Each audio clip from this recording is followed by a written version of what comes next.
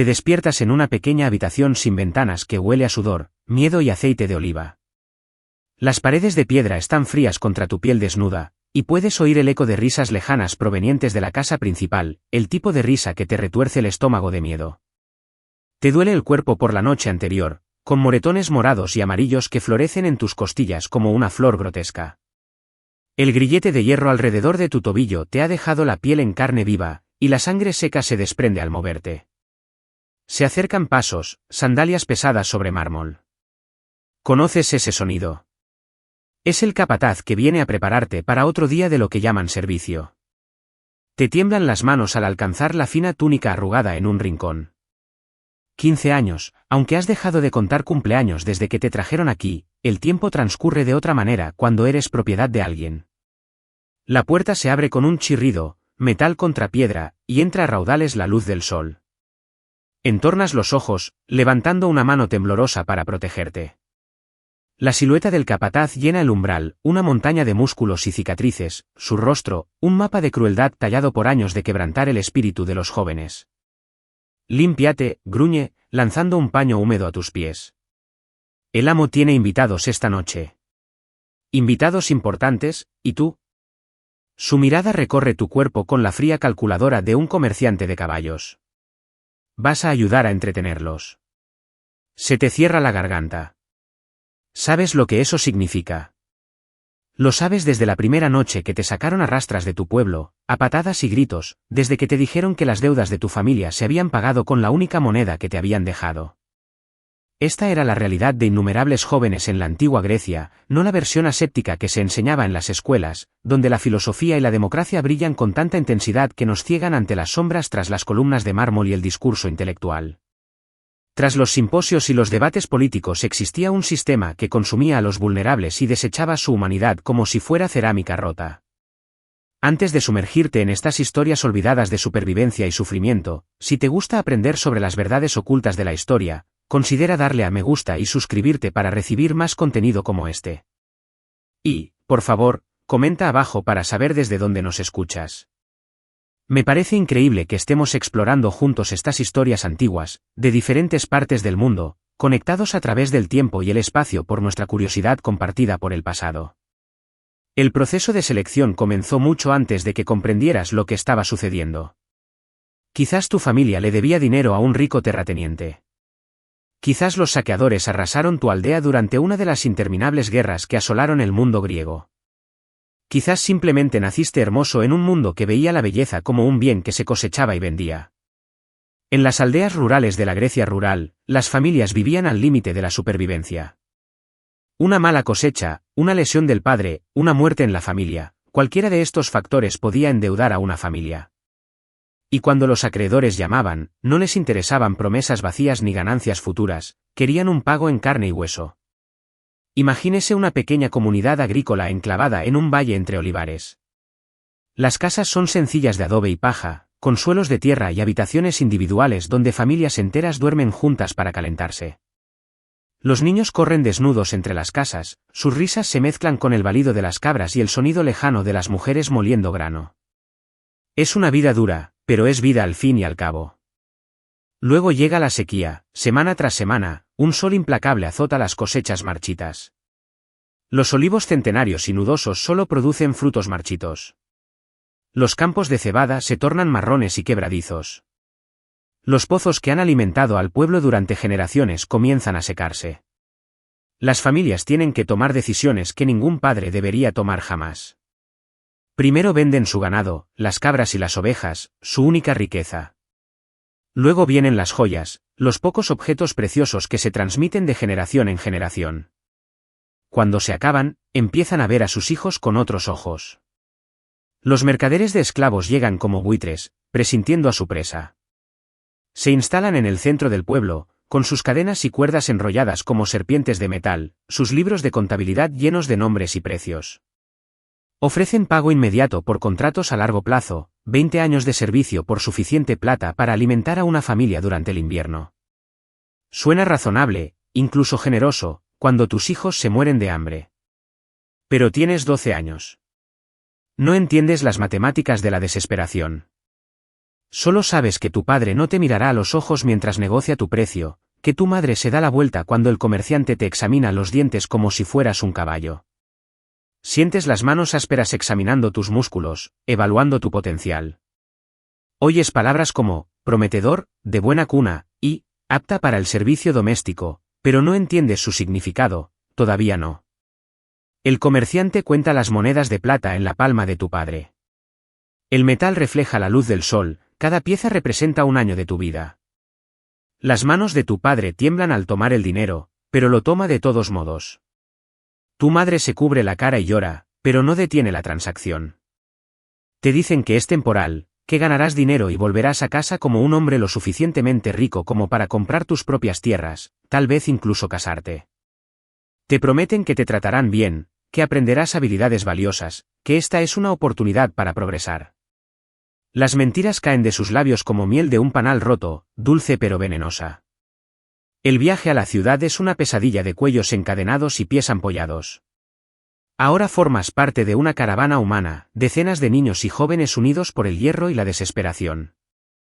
Los mayores no hablan mucho, han aprendido que la esperanza es solo otra palabra para la futura decepción.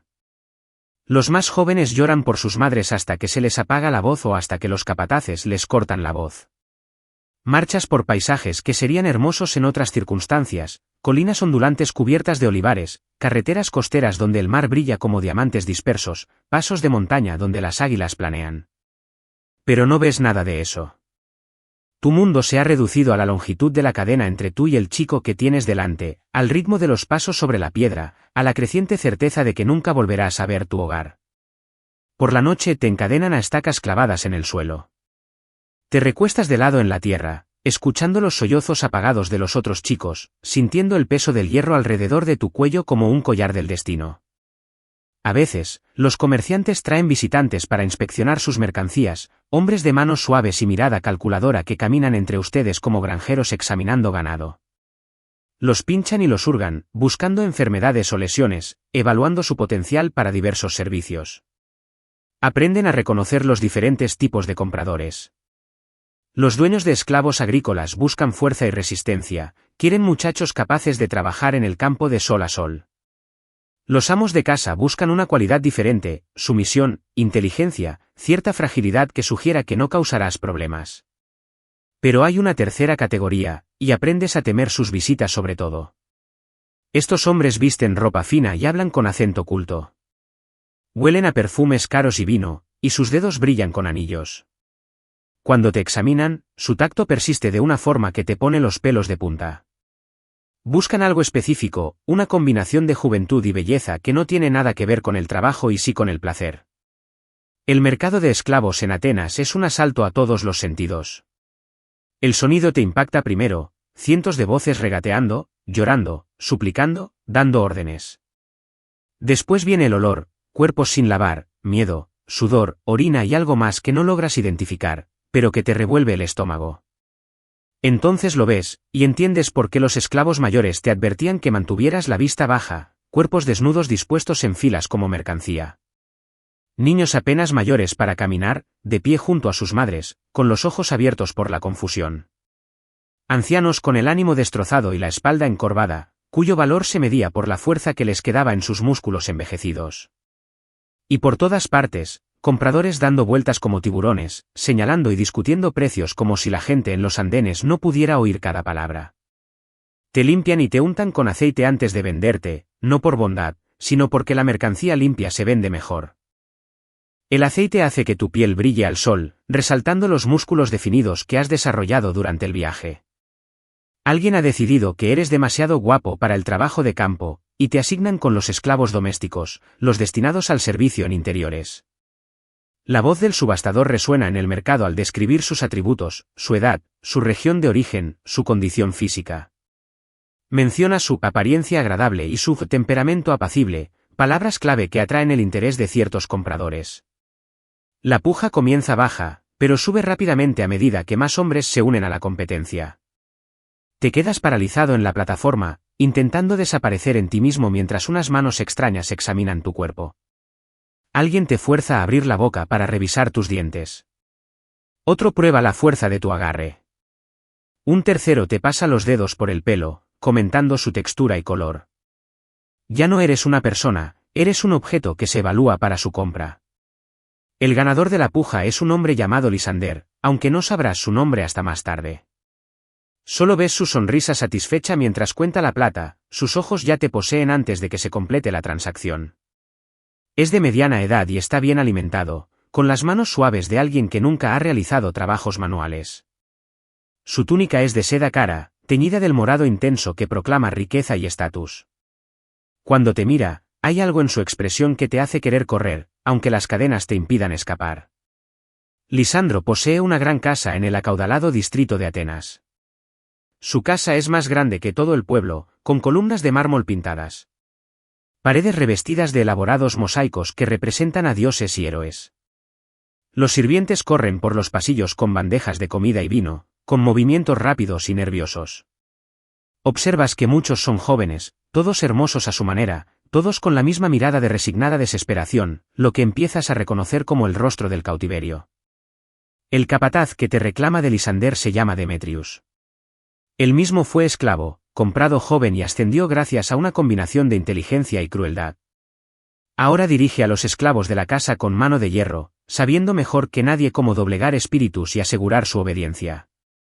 Él te explica las reglas mientras te guía por la casa, te alimentarán 2 veces al día, gachas de cebada por la mañana, pan y aceitunas por la noche. Te darán ropa limpia una vez por semana. Te bañarás cuando te lo ordenen, comerás cuando te lo ordenen, dormirás cuando te lo ordenen. Hablarás solo cuando te lo ordenen.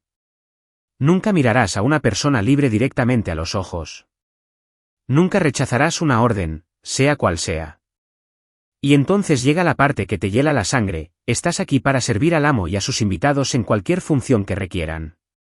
Este servicio puede implicar servir vino, comida, limpiar habitaciones o brindar entretenimiento.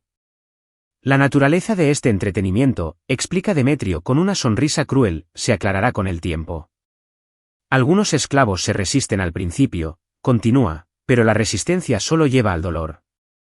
La obediencia, en cambio, puede conducir a ciertos privilegios, mejor comida, un lugar más cálido para dormir, tal vez incluso pequeñas posesiones personales. Tus nuevos aposentos están en el sótano de la casa, una serie de pequeñas celdas donde duermen los esclavos. Cada celda contiene un colchón de paja, una manta fina y un orinal. Las paredes son de piedra gruesa, diseñadas para amortiguar el sonido. Pronto comprendes por qué esto es necesario.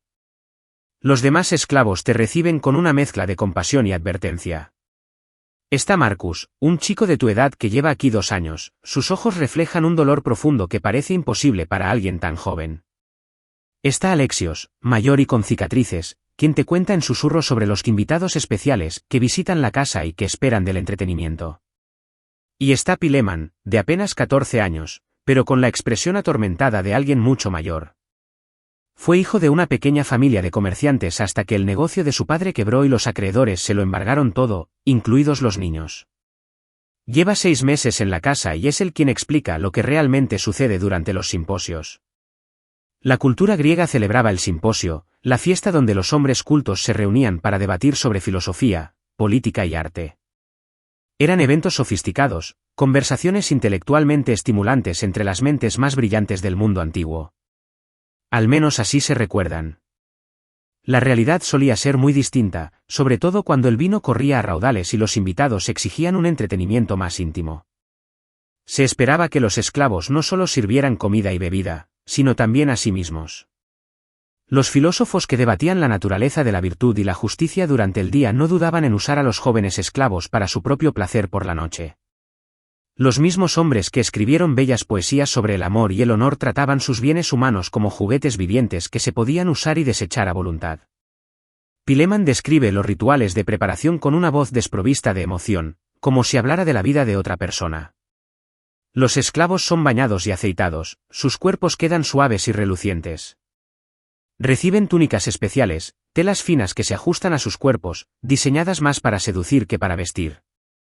A veces reciben joyas, brazaletes o collares de oro, que los distinguen como ornamentales en lugar de utilitarios. El simposio comienza con bastante formalidad. Los invitados se reclinan en divanes dispuestos por la sala, discutiendo los temas del día mientras los esclavos sirven vino y presentan platos elaborados.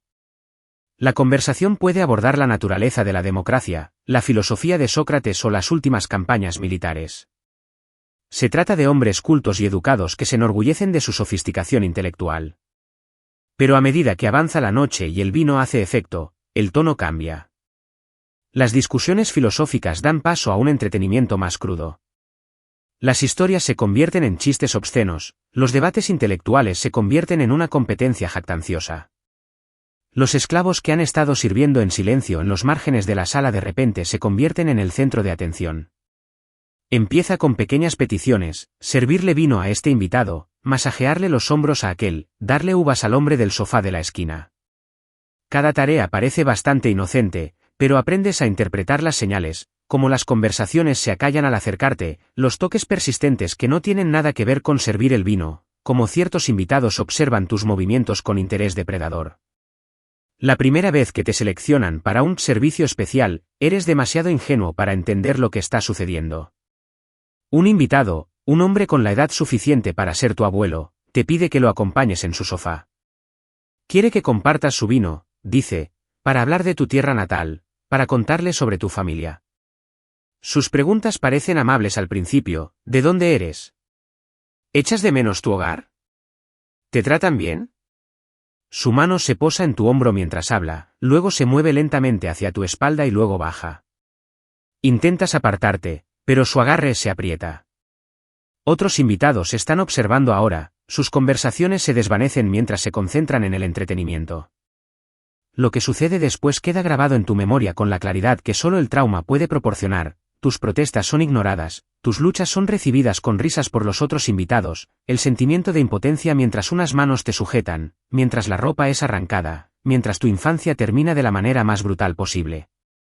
Después, yace en su celda, mirando el techo de piedra, intentando comprender cómo el mundo pudo contener tanta crueldad. Le duele el cuerpo, pero las heridas emocionales son más profundas. Ya ni siquiera es una persona, es un objeto para usar y desechar, una fuente de entretenimiento para hombres que escriben poesía sobre la belleza del alma humana. Pero esto es solo el principio. Durante los meses siguientes, descubres que lo que sucedió esa primera noche fue considerado leve según los estándares de la casa. Algunos huéspedes tienen preferencias específicas, disfrutan infligiendo crueldades particulares. Otros compiten para ver quién puede doblegar completamente el espíritu de un esclavo. El capataz fomenta este comportamiento, sabiendo que los esclavos doblegados son esclavos obedientes. Descubres que la casa opera según una compleja jerarquía de abusos. Los esclavos más nuevos reciben el peor trato, sirviendo como carne fresca para el apetito de los huéspedes. Quienes sobreviven lo suficiente podrían ser ascendidos a diferentes roles: sirvientes personales de amos menos violentos o ayudantes de cocina que rara vez interactúan directamente con los huéspedes. Pero ascender requiere más que solo sobrevivir, requiere una renuncia total a la dignidad, la disposición a participar en la propia deshumanización. Algunos esclavos intentan resistirse. Marcus intentó escapar durante su primer mes, pero fue recapturado y golpeado tan severamente que cojeó durante semanas. Alexios, en una ocasión, rechazó una orden particularmente degradante y pasó 3 días encadenado en el patio sin comida ni agua, expuesto a la intemperie como ejemplo para los demás. Pero la resistencia, como aprendes, adopta muchas formas. Algunos esclavos se encierran tanto en sí mismos que se convierten en cadáveres ambulantes, presentes en cuerpo, pero ausentes en espíritu. Otros desarrollan una especie de astucia desesperada, aprendiendo a anticipar los cambios de humor de su amo y a evitar los peores castigos mediante la observación minuciosa y la sumisión. Y unos pocos, los afortunados, simplemente mueren. Ya sea por enfermedad, lesión o pura desesperación, la muerte se convierte en una forma de liberación. Has visto a esclavos simplemente dejar de comer, dejar de obedecer órdenes, dejar de preocuparse por vivir o morir. Los capataces suelen reemplazarlos rápidamente, siempre hay un nuevo suministro de cuerpos jóvenes disponibles en los mercados de esclavos. Las técnicas psicológicas utilizadas para dominar a los esclavos son tan sofisticadas como crueles. El aislamiento es una de las armas más efectivas: estás aislado de todos tus conocidos, rodeado de personas tan impotentes como tú. Los demás esclavos pueden ofrecer compasión, pero no protección ni esperanza.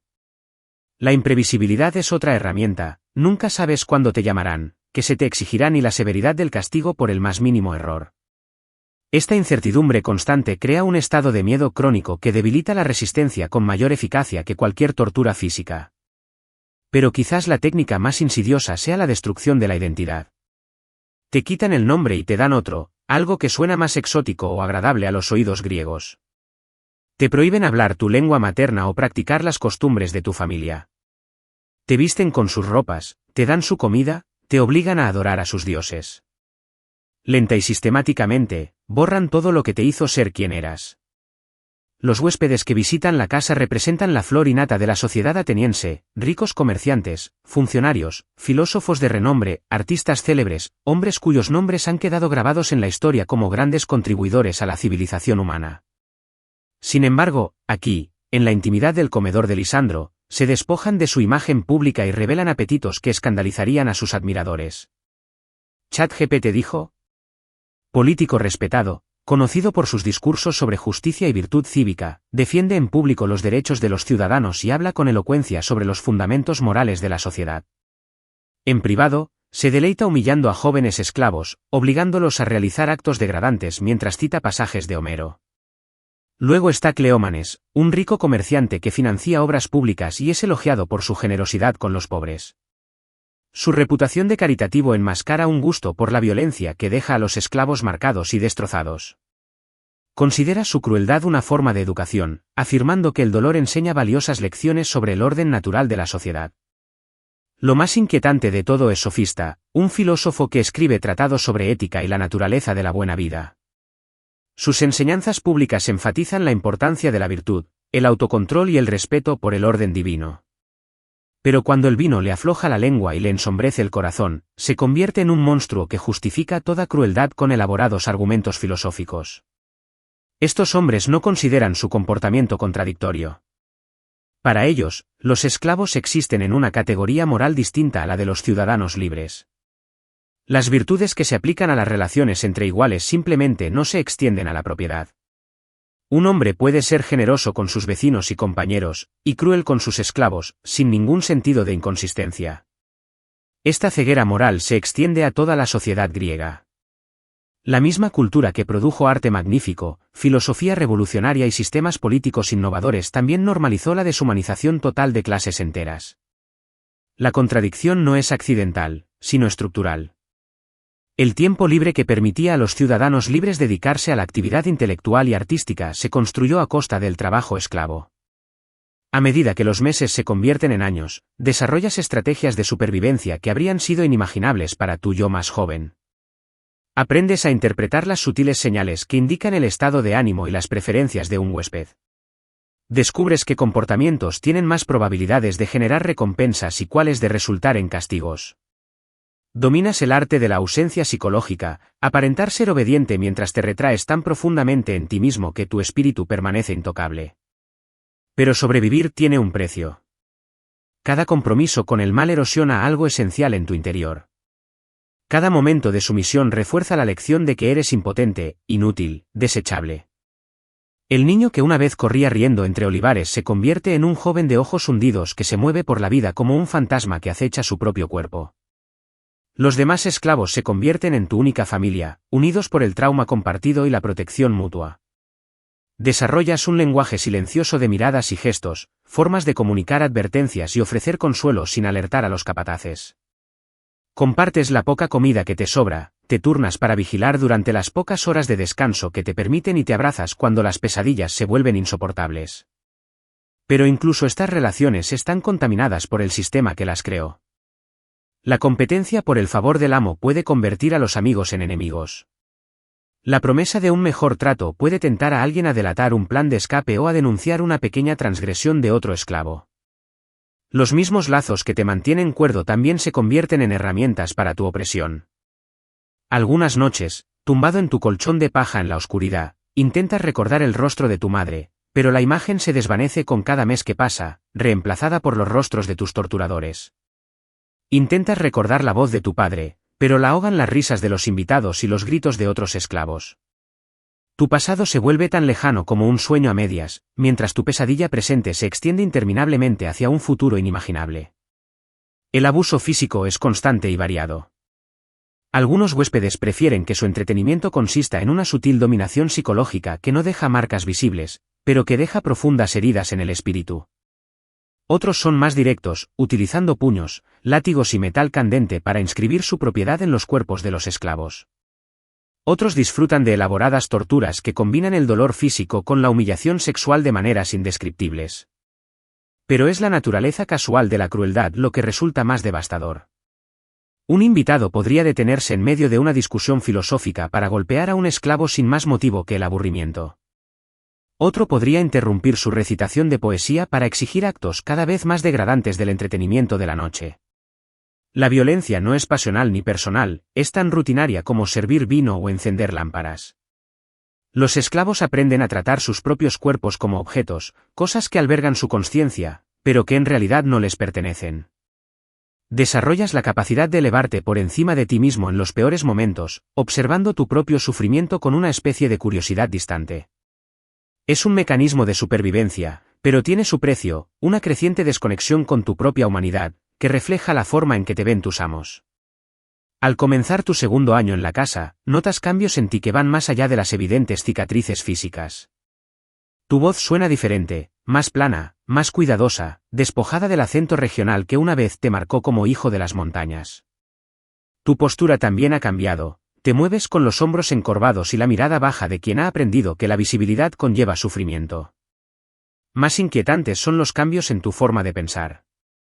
Te sorprendes calculando automáticamente las preferencias y estados de ánimo de la gente libre, incluso cuando no tienen poder sobre ti.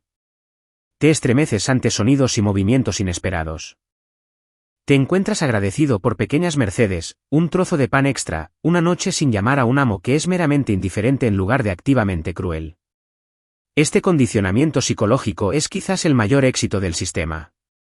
Crea esclavos que no solo obedecen por miedo, sino que internalizan su impotencia de tal manera que la resistencia se vuelve literalmente impensable. Los amos no necesitan vigilar y amenazar constantemente, porque sus víctimas han aprendido a controlarse.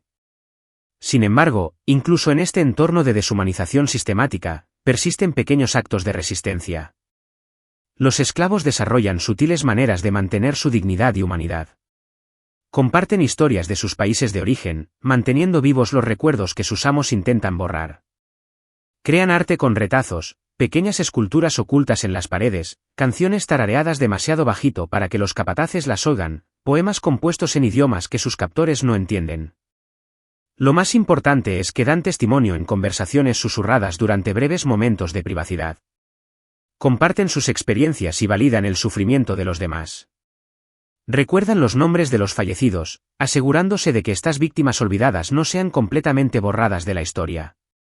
Documentan crueldades y preservan evidencia de crímenes que su sociedad se niega a reconocer. Este testimonio se convierte en una forma de resistencia en sí mismo. Al insistir en su propia humanidad y la realidad de su sufrimiento, los esclavos se resisten a la narrativa del amo que los retrata como propiedad satisfecha o participantes voluntarios de su propia explotación. Mantienen la posibilidad de que algún día alguien escuche sus historias y reconozca su verdad. Pero tal resistencia requiere un coraje enorme y conlleva riesgos mortales. A los esclavos descubiertos comunicándose en sus lenguas maternas se les podía cortar la lengua. Quienes compartían comida o ofrecían consuelo a sus compañeros esclavos podían ser separados o vendidos a amos más crueles. Los mismos actos que preservan la humanidad también invitan a un castigo diseñado para destruirla. La casa misma se convierte en un personaje de esta historia, sus salones de mármol resuenan con los fantasmas de innumerables víctimas, sus paredes decoradas ocultan cámaras donde ocurren actos atroces cada noche. Los hermosos mosaicos y frescos pintados ofrecen un contraste grotesco con la miseria humana que albergan. El arte y el horror coexisten en un mismo espacio, reflejando las contradicciones más amplias de una civilización construida sobre el sufrimiento ajeno. En el tercer año, algo se rompe en tu interior, algo que ni siquiera sabías que podía romperse. Sucede durante un simposio particularmente elaborado, uno que celebra una victoria militar contra una ciudad-estado vecina. Los invitados son más numerosos de lo habitual, su celebración más intensa, sus exigencias más creativas en su crueldad. Te presentan ante un grupo de jóvenes aristócratas, apenas mayores que tú, pero ya ebrios de vino y con poder heredado. Han ideado lo que consideran un juego divertido, una competición para ver quién consigue las reacciones más divertidas de sus juguetes humanos. Se turnan para dar órdenes, a cuál más humillante, mientras llevan la cuenta como niños jugando a las tabas. Mientras representas su degradante espectáculo, algo fundamental cambia tu percepción. Dejas de verte como una persona obligada a soportar cosas terribles y empiezas a verte exactamente como ellos ven, algo que existe para su diversión. El último hilo que te conecta con el niño que una vez pastoreaba cabras en los pastos de la montaña finalmente se rompe. Esta muerte psicológica es casi un alivio. Sin esperanza ni dignidad que proteger, ya no hay dolor en la rendición. Te conviertes en el esclavo perfecto, anticipas las necesidades antes de que se manifiesten, aceptas cualquier tratamiento sin resistencia, existes en un estado de completa sumisión que no requiere pensamiento ni sentimiento. Los capataces notan el cambio y lo recompensan. Te dan mejor ropa, comidas más regulares y una celda con una ventana de verdad. Otros esclavos te miran con una mezcla de envidia y horror, reconociendo en que te has convertido y comprendiendo el precio que has pagado por estas pequeñas comodidades. Pero incluso en este estado de entumecimiento psicológico, persisten fragmentos de consciencia. Observas los ritmos de la casa con el interés desinteresado de quien ve una obra de teatro. Percibes patrones en el comportamiento de los invitados, ciclos de violencia e indulgencia que siguen patrones predecibles. Empiezas a comprender la economía del sufrimiento que mantiene el sistema en funcionamiento. La casa funciona con un suministro constante de nuevas víctimas. Los jóvenes esclavos rara vez sobreviven más de unos pocos años antes de quedar inutilizados o envejecer más allá de las preferencias de su amo. Algunos mueren por enfermedades o heridas, otros son vendidos a escuelas de gladiadores o a explotaciones mineras cuando su belleza se desvanece.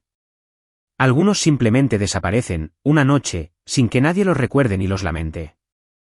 Esta rotación exige visitas regulares a los mercados de esclavos. A veces acompañas a Demetrius en estos viajes, sirviendo como ejemplo de lo que puede lograr un buen entrenamiento. La ironía no se te escapa, el chico destrozado que antes temblaba en la subasta ahora ayuda a evaluar nueva mercancía para la colección de su amo. Observas el terror en los rostros de los jóvenes y no sientes nada cuando Demetrius te pregunta si un chico es adecuado para ti. Ofreces evaluaciones técnicas basadas en años de amarga experiencia, este resistirá demasiado y habrá que amoldarlo. Ese ya está demasiado dañado como para que valga la pena la inversión. El tercero promete a largo plazo. Los nuevos esclavos te miran con desesperada esperanza, viendo en tu supervivencia una posibilidad de resistencia. No comprenden que sobrevivir y vivir son cosas muy diferentes. No pueden ver que la persona que tienen ante ellos murió hace años, dejando solo un cascarón vacío, programado para servir. Durante una visita al mercado, te encuentras con un chico que te recuerda poderosamente a tu yo de joven, el mismo pelo oscuro, los mismos ojos asustados, la misma búsqueda desesperada de bondad en un mundo que de repente se volvió hostil. Tiene unos 13 años, pequeño para su edad, pero con la fuerza esbelta de alguien criado con trabajo duro y comida sencilla. Algo se agita en la inercia tras tus costillas al observarlo. Teatro médico. Estos observadores tomaron notas detalladas y realizaron bocetos que posteriormente circularon entre las escuelas de medicina europeas, convirtiendo la disfunción sexual de Ferdinand en tema de estudio académico en todo el continente. Isabel, sometida a este desfile de consultas médicas voyeristas, comenzó a mostrar signos de colapso psicológico total. Dejó de comer con regularidad, perdió cantidades peligrosas de peso y desarrolló una mirada perdida que los sirvientes encontraban más aterradora que sus arrebatos anteriores. La joven reina se había convertido en un fantasma viviente que rondaba los pasillos de un palacio que se había convertido en su prisión. Las consecuencias políticas de los fracasos personales de Fernando se volvían imposibles de ignorar. Las colonias americanas de España, ya en rebelión, señalaron la incapacidad de su rey para engendrar herederos legítimos como prueba del desagrado divino con el gobierno borbónico. La propaganda revolucionaria retrató a Fernando como un tirano sexualmente impotente cuyas deficiencias físicas reflejaban su incompetencia política. La vergüenza más íntima del rey se había convertido en un grito de guerra para los movimientos independentistas desde México hasta Argentina. La respuesta de Fernando a estos desafíos fue típicamente paranoica y brutal. Lanzó una nueva ola de purgas dirigidas contra cualquiera sospechoso de difundir rumores sobre su condición o de apoyar la independencia colonial. La Inquisición, que había restaurado tras su regreso al poder, comenzó a investigar casos de difamación sexual contra la corona, creando un clima de terror donde incluso las conversaciones privadas entre parejas casadas podían resultar en prisión o muerte. La obsesión del rey por el secretismo alcanzó proporciones absurdas. Ordenó la construcción de pasadizos ocultos por todo el palacio para poder moverse entre sus aposentos y los de Isabel sin ser observado por los sirvientes. Instalaba espejos en ángulos estratégicos para detectar posibles fisgones y empleaba una red de espías cuyo único trabajo era vigilar los chismes palaciegos sobre el matrimonio real. Mientras tanto, la salud de Isabel seguía deteriorándose bajo la combinación de la violencia sexual y el terror psicológico de su marido.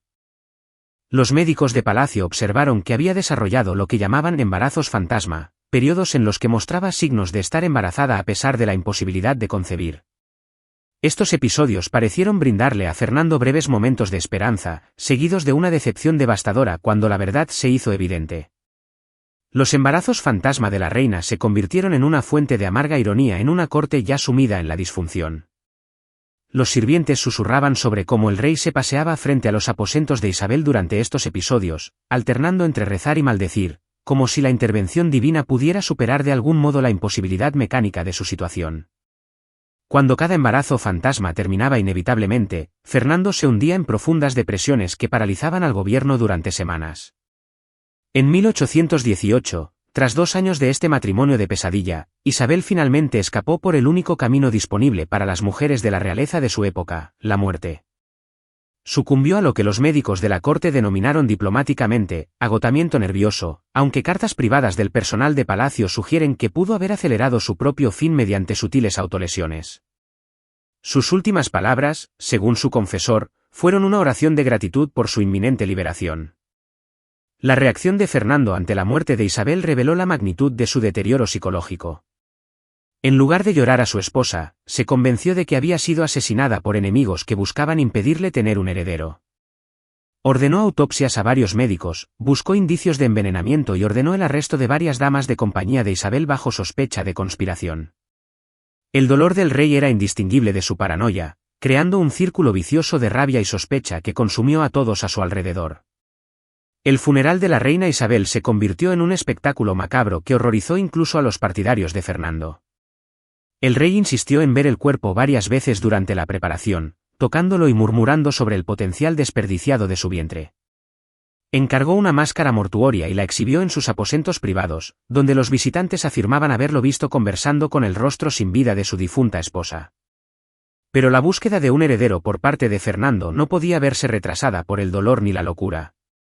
A los pocos meses del entierro de Isabel, sus consejeros ya negociaban la elección de una tercera esposa.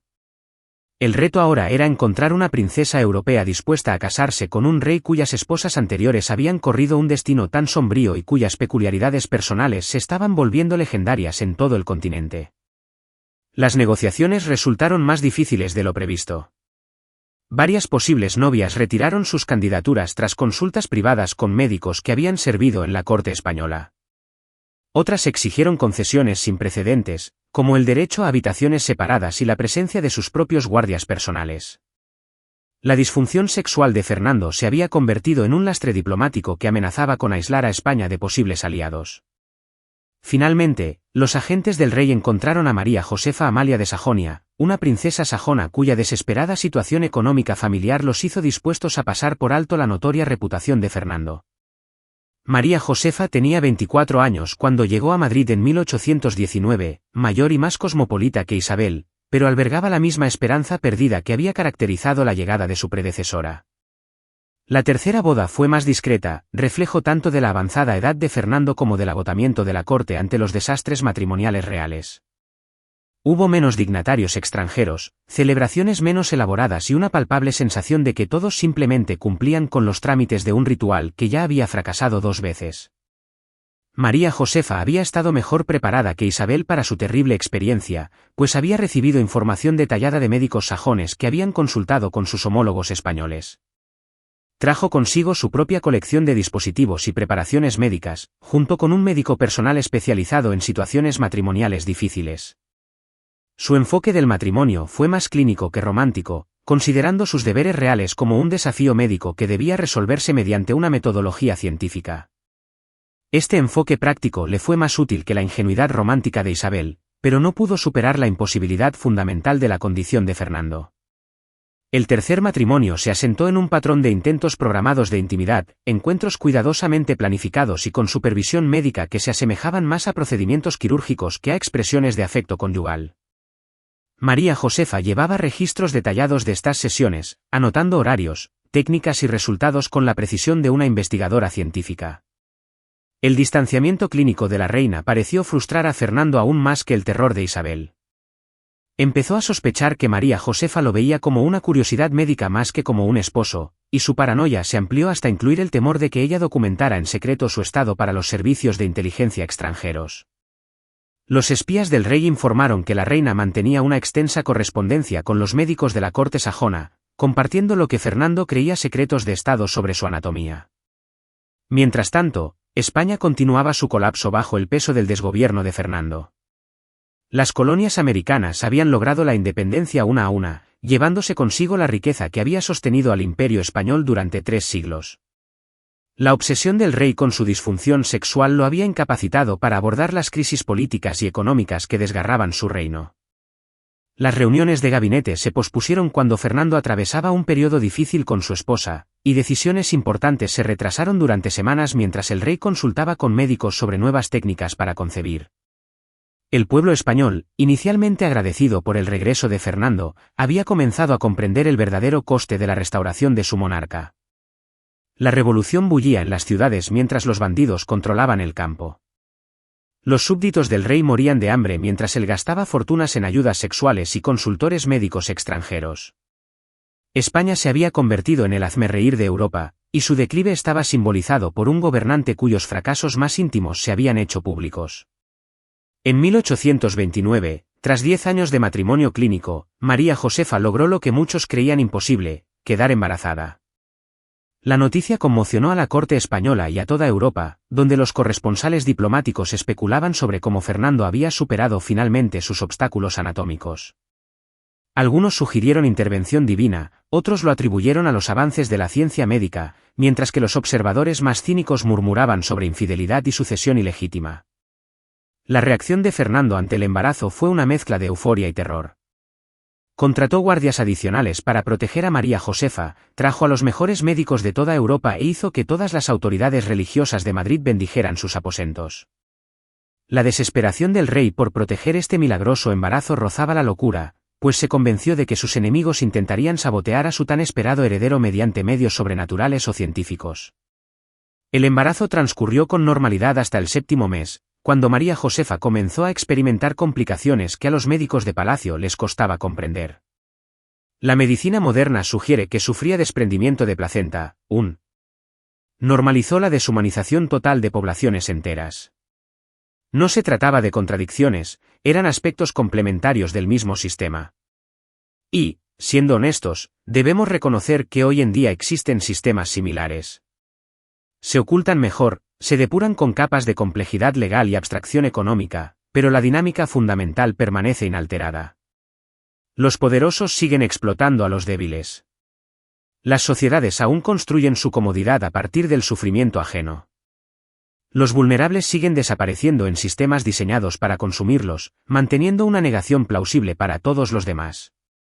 Vivimos en un mundo donde los niños son traficados con fines de explotación mientras la sociedad debate cuestiones filosóficas sobre el consentimiento y la autonomía, donde las compañías farmacéuticas crean epidemias de adicción mientras financian investigaciones sobre la naturaleza de la salud mental, donde la tecnología diseñada para conectar y educar se convierte en una herramienta de depredación y manipulación de los jóvenes y vulnerables. La misma ceguera moral que permitió a los intelectuales griegos torturar esclavos mientras escribían sobre la virtud permite a los ciudadanos modernos disfrutar de productos elaborados con trabajo infantil mientras defienden los derechos humanos.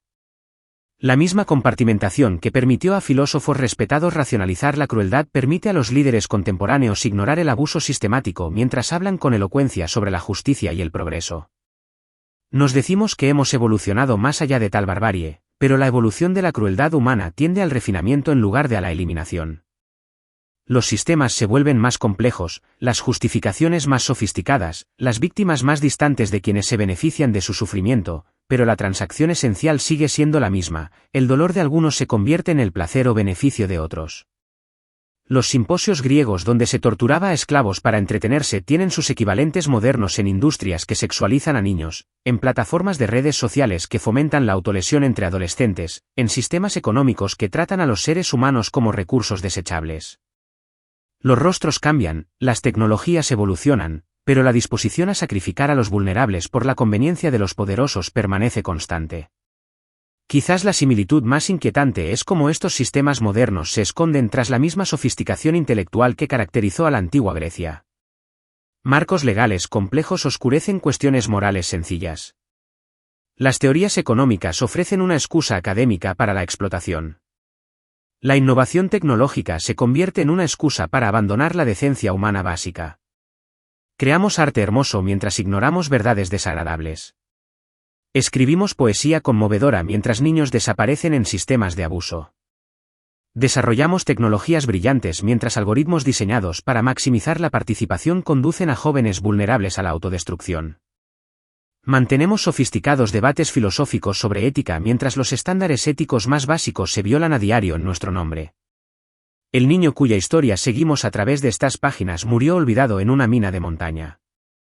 Su nombre se ha perdido, su sufrimiento no se registra en las historias oficiales, su voz ha sido silenciada por quienes la consideraron inoportuna. Pero su experiencia resuena a través del tiempo en las voces de todos aquellos que alguna vez han sido tratados como menos que humanos para beneficio de otros. Esta noche, en algún lugar del mundo, otro niño es vendido para pagar las deudas de una familia. Otro joven está siendo destrozado por sistemas diseñados para explotar su vulnerabilidad. Otra víctima descubre que la civilización que creía construida sobre principios nobles, en realidad se asienta sobre cimientos de una crueldad cuidadosamente oculta. Sus historias aún se escriben, sus voces aún claman por alguien que las escuche, que dé testimonio, que recuerde sus nombres y honre su humanidad. La pregunta no es si estas cosas ocurren constantemente, en todas partes, ocultas a simple vista por nuestra disposición colectiva a ignorarlas. La pregunta es si continuaremos con la antigua tradición de ceguera moral que nos permite disfrutar de los beneficios de la crueldad sistemática mientras mantenemos nuestro sentido de superioridad ética.